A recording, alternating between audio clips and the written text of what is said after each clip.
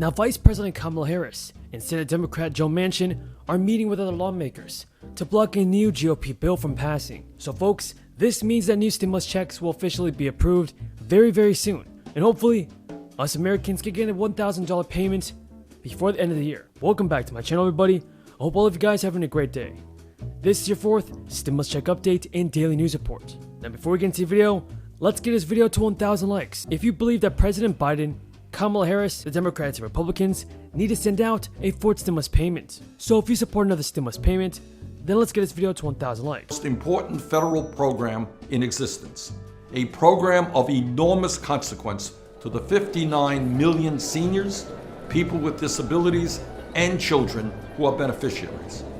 I know you have heard over and over again that Social Security is going broke, that it won't be there for our kids and grandchildren. Now, according to a White House official, Vice President Kamala Harris will meet Tuesday with Texas Democratic legislators. Now, one spokesperson, everybody, said that Democratic Senator Joe Manchin is also expected to meet with Democratic members of the Texas legislature through a date and time that have not yet been set. 51 Democratic senators from the Texas House of Representatives fled the state Monday en route to Washington, but the Senate Democrats still say they are close to a deal on a budget resolution that will pave the way for them to pass a sweeping multi-trillion-dollar bill later this year. Referring to President Biden's two infrastructure proposals, Senate Majority Leader Chuck Schumer said the Senate Budget Committee is close to finalizing a budget resolution, which will allow the Senate to move forward with the remaining parts of the American Jobs and Families Plan. Chuck Schumer met with Bernie Sanders, the chairman of the panel, and committee Democrats on Monday night, roughly 2 hours. And while they did not come out with an agreement on top line for the Democratic-only infrastructure package, several members said they made a lot of progress and are planning to meet again on Tuesday. Actually, everybody, Democratic Senator Jeff Merkley told reporters that Democrats are hoping to reach an agreement on a budget resolution that will include instructions and price tag for passing a bill under reconciliation. The budget process that lets them bypass the 60-vote legislative filibuster by Thursday, when the Senate typically leaves town for a week. Democratic Senator Jeff Merkley told reporters about Thursday's timeline. At 3 p.m., with a brave group of Democratic lawmakers from Texas, when what the Republican governor is doing in Texas is just despicable. Despicable. It boils my blood to even watch what they're doing to these brave people, when there's not any serious evidence of voter fraud. We know what they're doing. History will show them that they're on the right. History will show that these Texas legislators, these brave people who are visiting us here in D.C. He said that is the goal. And yes, we're just in a situation that there's so much that has to happen. And Democratic Senator Chris Van Hollen said that he thought there was a decent chance that Democrats could have an agreement on a budget resolution after Tuesday night's meeting.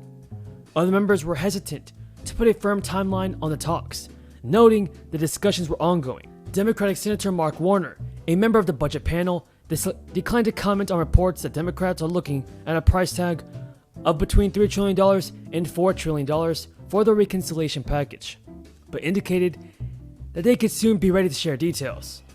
Warner said hopefully there will be news soon, noting that reporters should prepare for a week of meetings as Democrats try to make progress on their biggest legislative priority.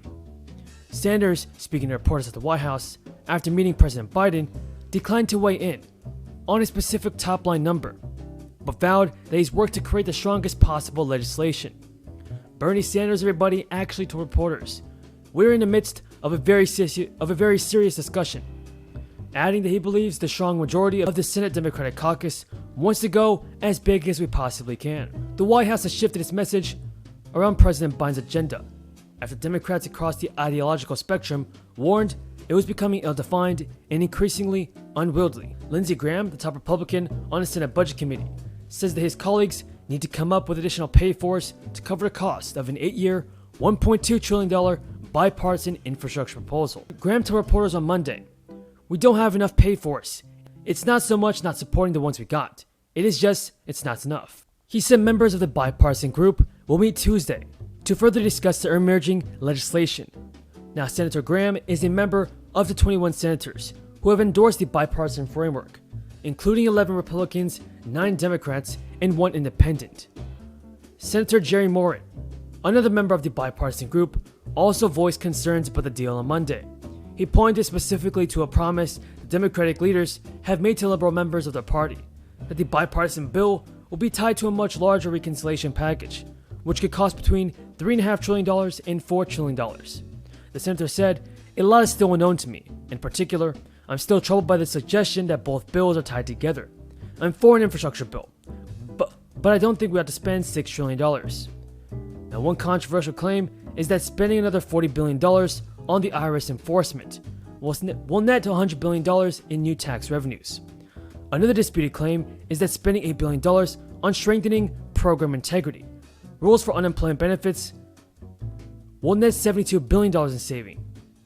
Senator Shelley Moore Capito, the ranking Republican on the Environment and Public Works Committee, said a lot will depend on the Congressional Budget Office analysis.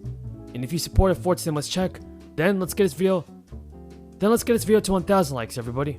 Agreement on a $3.5 trillion budget resolution, which will pave the way for historic legislation later this year called the American Jobs and Families Plan. Very simply, this budget resolution will allow us to pass the most significant legislation to expand support and help American families since the New Deal. Since the New Deal, this is generational, transformational change to help American families who need the help in this rapidly changing world. Every major program that President Biden has asked for is funded in a robust way. The President will be attending the Democratic caucus lunch later today to talk about not only agreement, but the next steps along the way. When you consider the American Jobs and Families Plan in conjunction with the bipartisan infrastructure bill, which is close to $600 billion, you get $4.1 trillion, which is very, very close to the total amount that President Biden has asked Congress to invest. Both traditional infrastructure like roads and bridges and social infrastructure, we mean by that things that help people and families directly, such as health care, family leave, and education, will receive the kind of support that the American people so need and are asking for. We are very proud of this plan. Now, we know the road ahead is going to be long. There are bumps along the way. This is only the first step in a long road we will have to travel and must travel. But we are going to get this done because we so fervently believe that we must make average American lives a whole lot better. We want middle-class people to be able to stay in the middle class and